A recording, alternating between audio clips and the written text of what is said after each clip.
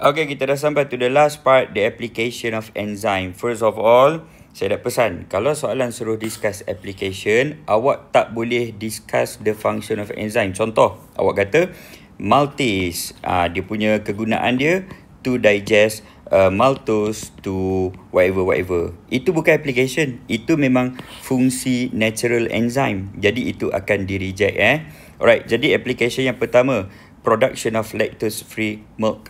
Jadi some people they cannot digest lactose that is naturally present dalam susu lembu because they either cannot produce the lactase enzyme or they can produce but the number of enzyme is very low. This is genetic lah. Jadi kalau dia minum juga okey je, tak adalah mati. Cuma nanti dia akan jadi gassy, banyak kentut or diarrhea. Alright, jadi ini cara dia. Kita ambil milk that contain lactose, which is the natural milk from the cow. Lepas tu kita akan alirkan, flow the milk through what we call immobilized lactase enzyme. Okay, immobilized ni maksud dia, kita trapkan enzyme tersebut. So imagine this is the enzyme dan kita trapkan dia di dalam this structure. So this structure is actually a kind of gel. Dibina daripada calcium alginate. Not in our syllabus, don't worry. But this is how it looks like lah. So those are gel manik ataupun gel beads kita kata. Okay, calcium alginate beads. So dekat dalam tu lah ada enzyme. Kenapa kita nak trap the enzyme? Supaya enzyme tu tak bercampur dengan susu kita. Jadi bila susu tu flow through the enzyme, yang keluar ni hanyalah susu without the lactose. Because along the way, the lactose has been digested by lactase yang berada dekat dalam gel bead ini. Okay? Jadi itulah maksud immobilized lactase enzyme. Actually, any enzyme, kita boleh immobilize dia juga. Nanti kita tengok contoh yang apple tu lah. Okay?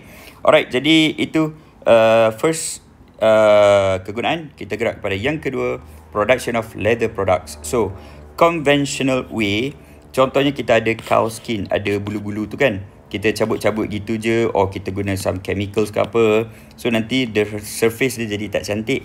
So now kita guna enzyme produced by bacteria. This is a trypsin enzyme. Jadi dia boleh digest the hair follicle apa whatever dekat atas leather tu, menyebabkan rambut tu tertanggal sendiri. So it's like very smooth like that. So boleh tanyalah dia punya skincare routine dia apa. Okay, next, detergent, sabun basuh baju. Contohnya macam brand Amway. Kalau awak tengok dekat kotak, dia ada tulis trizyme. Tri means 3. Dia ada 3 jenis enzyme dekat dalam tu. Awak ingat enzyme 3 lipa. Bukan dia 2 lipa, 3. So 3 kat sini we have Li, P and A.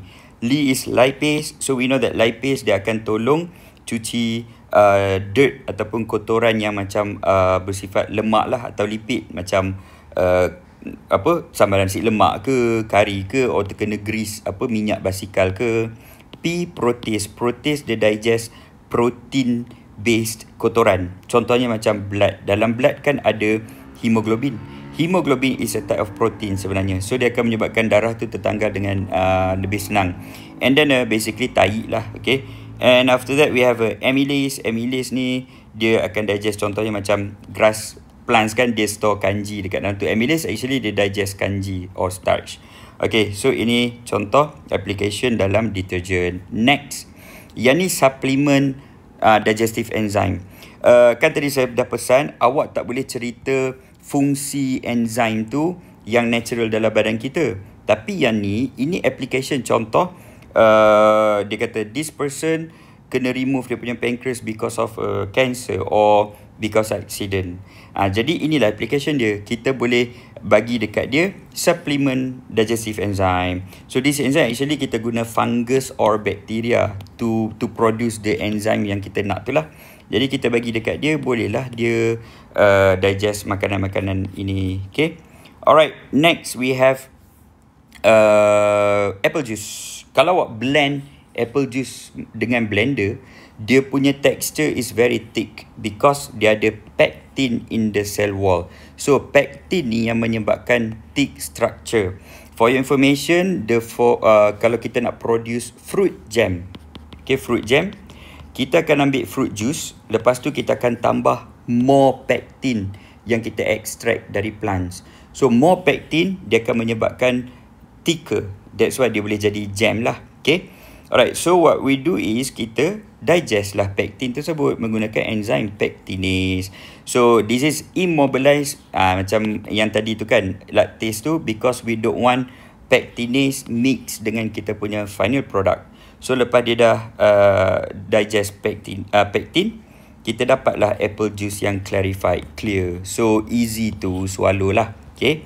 And the last one tu is the cheese production. Yang ni cheese production instant bukan guna kaedah fermentation. Fermentation itu nanti different chapter, yang tu dia mengambil masa lama sebab nak kena buat fermentation kan. So this one cheese production yang instant, kita beli lipase and then kita add the lipase to milk dekat susu. Dalam susu kan ada lemak susu, lipid dekat dalam milk tu. Jadi lipid is triglyceride.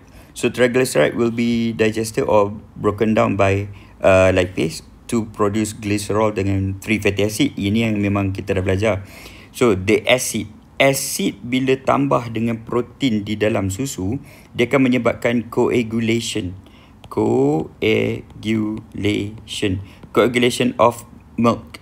Jadi susu tu dia akan jadi berketul-ketul. Kalau awak boleh try buat kat rumah, awak ambil, just take like a glass of milk, lepas tu awak tambah dengan cuka, vinegar. So vinegar kan dia acidic kan. Bila awak tambah, awak akan nampak susu tu akan mula jadi berketul-ketul lah. Okay. So that's how we produce like a solid cheese from susu. And cheese rasa dia kan masam-masam sikit because of the acid. Acid is sour. Dah, itu je.